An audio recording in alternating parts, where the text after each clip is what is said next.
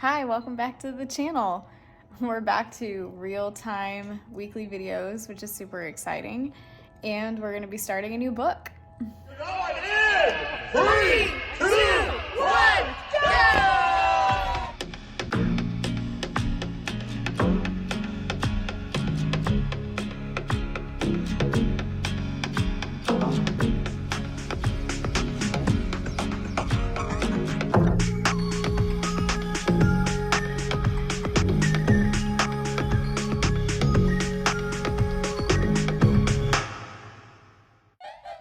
Do you just love the sunshine? Oh, the sunshine.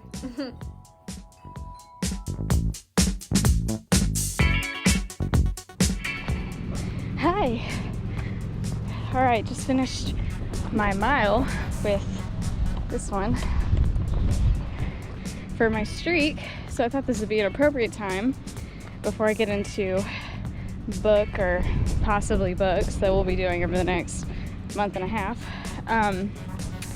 An update on my streak situation. So I don't know if I said it in a video, probably not, because I don't think I've done really a real-time video besides Olympic trials, and I don't think I said it in there. But you know, I started January 1st trying to do a streak, which promptly broke the day I came back from Disneyland because of flight delays and all of that. I got home way later than I was planning.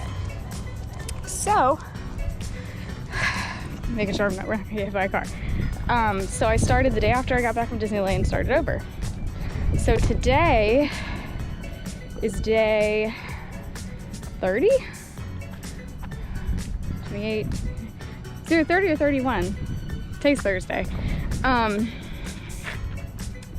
So just been doing mile, 2 miles, because I also have turned in my inserts to get refurbished. Sorry, that was really close to my face. Turned in my inserts to get refurbished, and I also got scanned to get a new set of inserts, so I'll have 2 sets.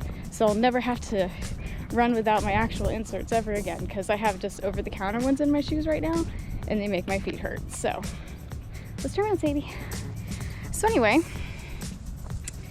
been going strong for about a month on the streak post Disneyland. I can't wait for my inserts to come back so that I can run properly and longer again.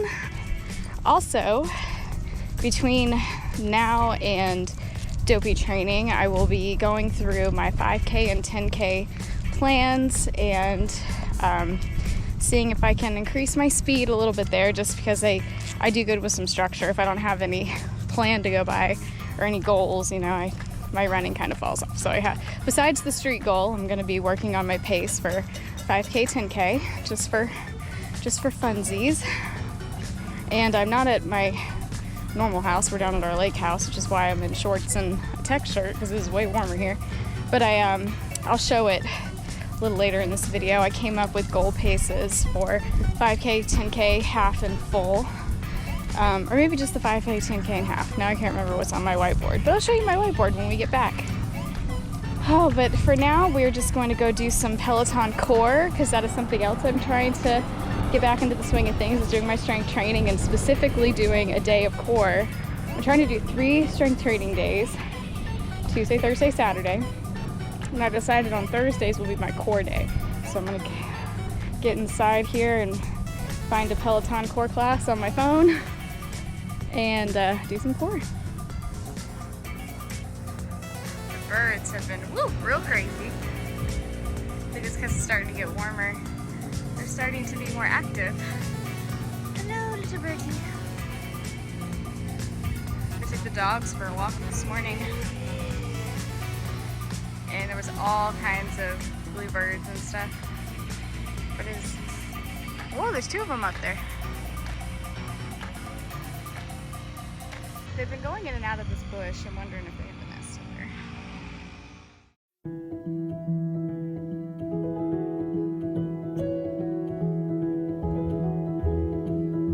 So if the dogs start randomly barking, I'm sorry, there's lawn people at the house next door. So real quick, wanted to share the books that I'm going to be reading over the next few weeks leading up to Easter, one of my favorite holidays. My word for this year was redeem. Last year it was go, and this year towards the end of 2023 going into 2024. That was just the word that kept catching my attention, whether it was a song, a sermon, whatever. It was redeem. So I had a couple of books that I was trying to figure out which one I wanted to do. And he was like, you know what, why don't we do Redeemed, which is a song by Big Daddy Weave. And then down here at the lake house, this book had made it down here, and I asked my husband if I could steal it from him. I've actually read this before, but it's been a while, so I'm gonna read it again. This is a devotional, and this is basically him going through kind of his story and the band, and how he came to write that song. And this does that a little bit too. So really, each week, if there's anything that really sticks out, I'll share it. I think I'm gonna call these next few weeks Old into New, or whatever you see on YouTube is what I came up with. I can't really come up with a clever title. But what I do want to share first off, in case you haven't heard it, is the words to the song Redeemed, which are right here. So just real quick, this is the song Redeemed by Big Daddy Weave.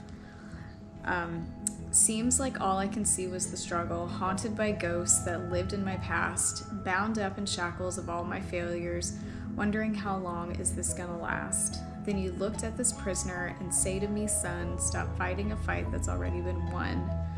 All my life I have been called unworthy, named by the voice of my shame and regret. But when I hear you whisper, child, lift up your head, I remember, oh God, you're not done with me yet. I don't have to be the old man inside of me, because his day is long dead and gone. I've got a new name, a new life, I'm not the same, and a hope that will carry me home. And there goes Sadie, like I said. I am redeemed, you set me free, so I'll shake off these heavy chains and wipe away every stain. Now I'm not who I used to be, I am redeemed. And go listen to the song because it sounds way cooler when they're actually singing it. But it's such a good song, and I'm excited. I can't remember, I think I started this devotion a few years ago. I'm not even sure if I finished it. So we'll finish it this time. But I'll go ahead and share the verse right here at the beginning. It says, let the words of my mouth and the meditation of my heart be acceptable in your sight, O Lord, my strength and my Redeemer. That's appropriate because whenever I sit down and do stuff like this, or share things about my faith on this, in this medium, if you want to call it that, I want to do it with the right attitude and do it for the right reasons. So that's a very appropriate verse for me. And doing stuff like this really actually makes me very uncomfortable, but it's okay to do things that make you a little uncomfortable, I think, especially when it comes to this. So, yeah, we'll be going through these two books. So once I read my section for this week, I'll share it during Long Run Saturday. Happy Sunday, back home, and I thought I would talk about what I was talking about the other day, or show you at least. I've updated my short-term and long-term goals here. Hoping for a sub-5 marathon during St. Jude, in the process of training for Dopey. And I used a website that had like a pace predictor situation. So I'm getting ready. The first week of March, I'll start with some fun 5K and 10K workouts, training plans, just to keep me moving and motivated up until Dopey training starts. But these are the paces that I'll be working with for the different workouts, because it says, do this workout at your 10K pace. And so now I have a number. I do good with numbers.